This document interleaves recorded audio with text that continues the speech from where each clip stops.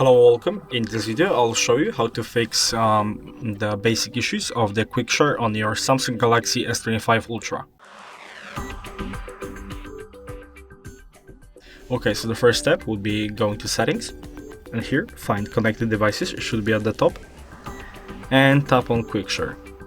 Here, make sure that who can share with you is set to everyone or contacts only, depend on your preference.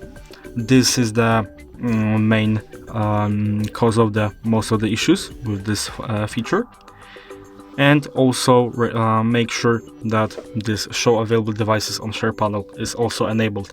And these are the main causes that are probably your issues with this feature. So if you consider this video helpful, leave a like, subscribe, and thanks for watching.